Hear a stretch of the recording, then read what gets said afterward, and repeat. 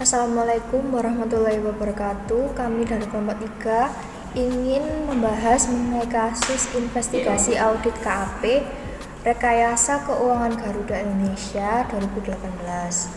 Berikut merupakan anggota kelompok 3. Yang pertama adalah profil.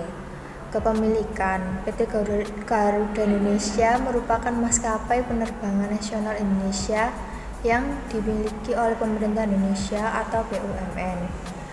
Pendirian.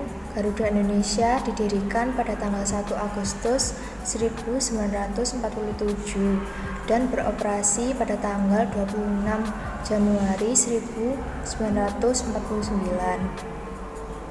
Dan pada tanggal 28 Desember 1949, Garuda Indonesia mengganti namanya sebagai Airways.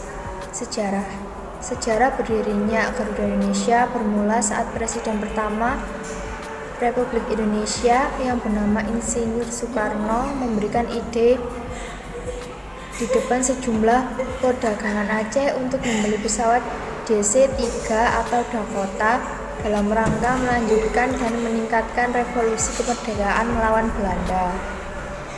Untuk pelayanan, Garuda Indonesia melayani lebih dari 90 destinasi di seluruh dunia dengan jumlah penerbangan mencapai 600 penerbangan per harinya.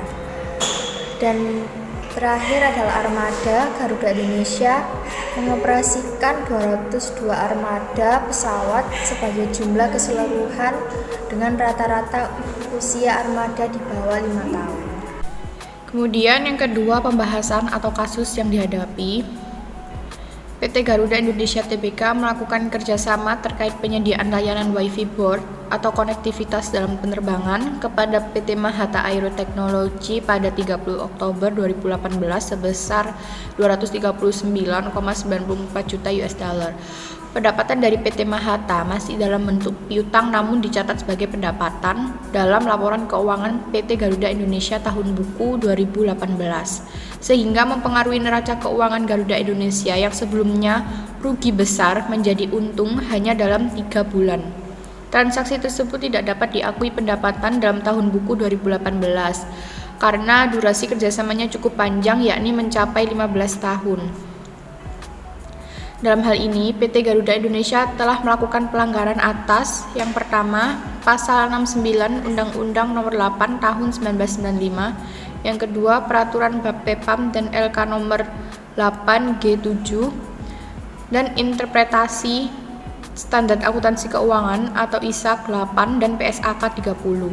Atas tindakan tersebut, PT Garuda Indonesia dijatuhi beberapa sanksi, yaitu harus mengadakan public expose atas perbaikan dan penyajian LKT per 31 Desember 2018, melakukan perbaikan kebijakan dan prosedur pengendalian mutu, pemberian denda kepada PT Garuda Indonesia dari BEI dan OJK, serta kepada masing-masing anggota direksi.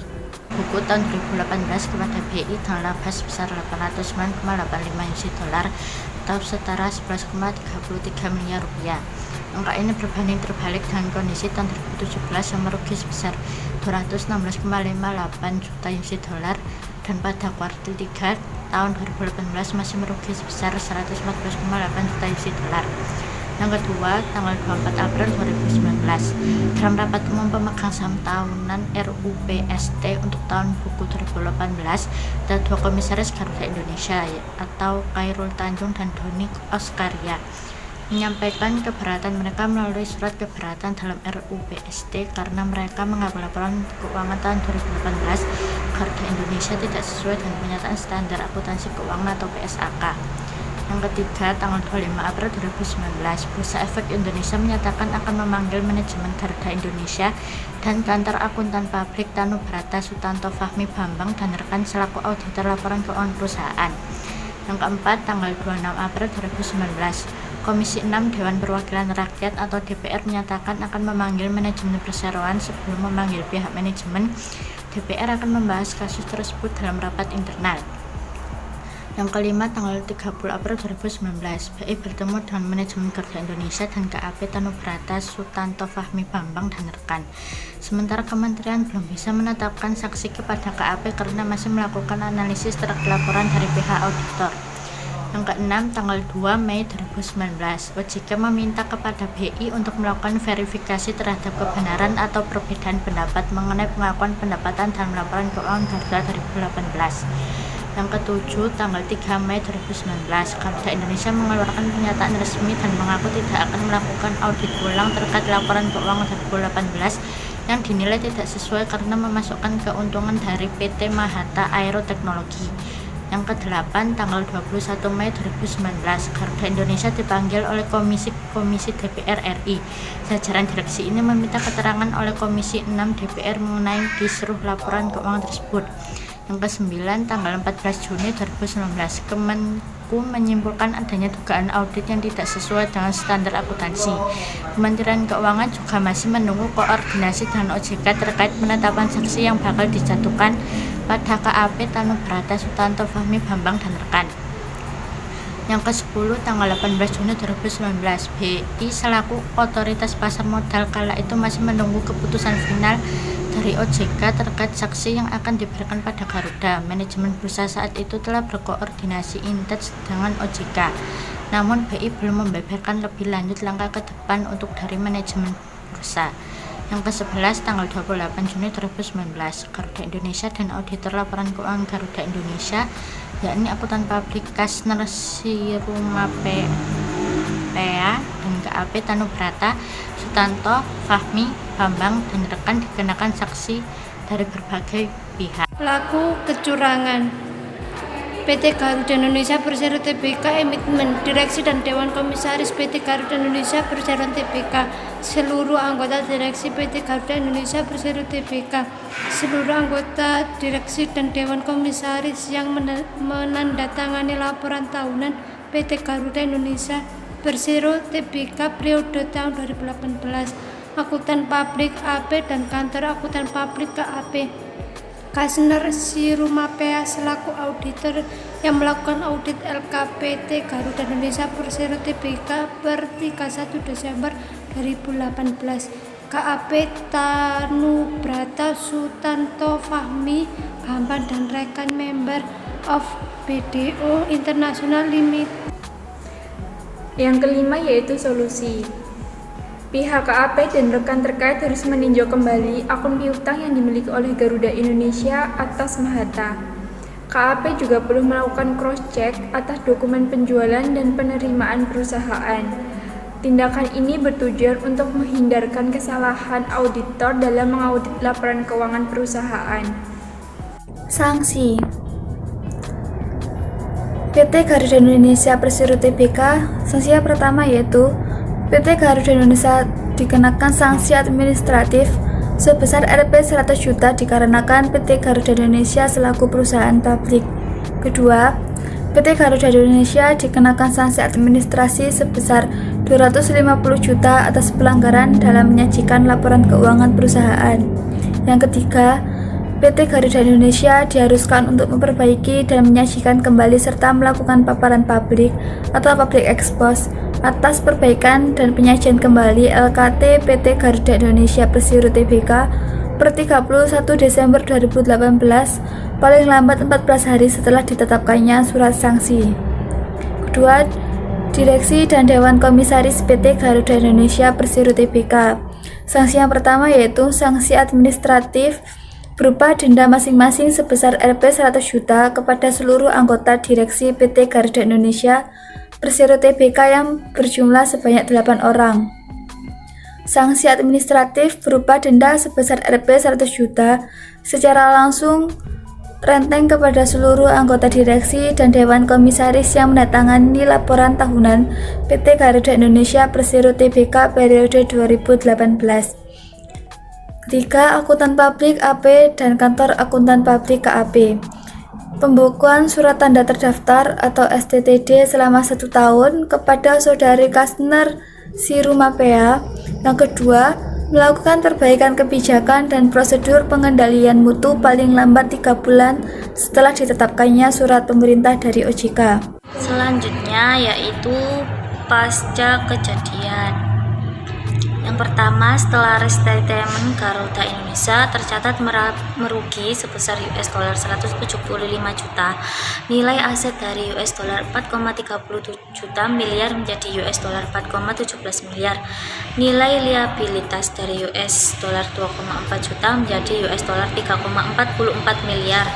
Total ekuitas dari US dollar 180 juta menjadi US dollar 730 juta dan terjadi penyusutan pendapatan sebesar US dollar 239 juta.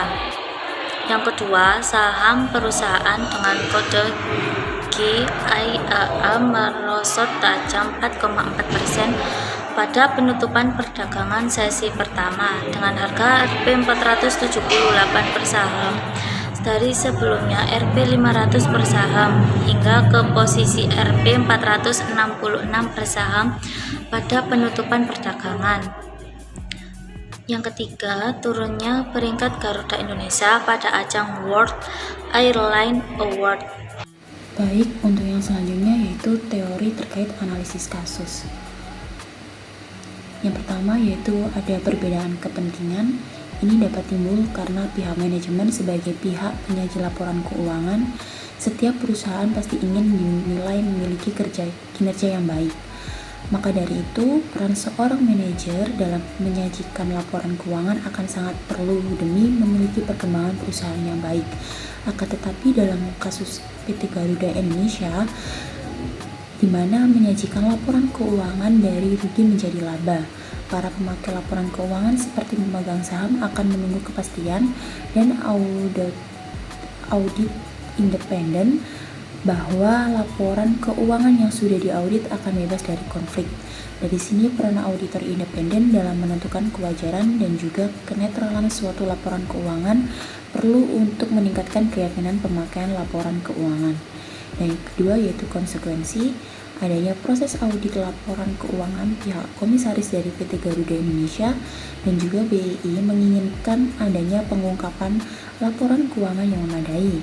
Maka dari itu, para pemakai keuangan juga mengandalkan para auditor untuk memastikan bahwa laporan keuangan yang disusun sudah sesuai dengan prinsip akuntansi berterima umum atau PABU. 3. Pendapatan wajar tanpa pengecualian dengan bahasa penjelasan.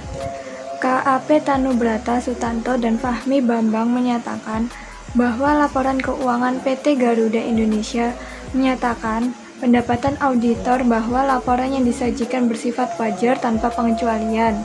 Namun dalam kondisi atau keadaan yang memerlukan bahasan penjelasan, yaitu auditor menemukan adanya perubahan material dalam penggunaan prinsip dan metode akuntansi.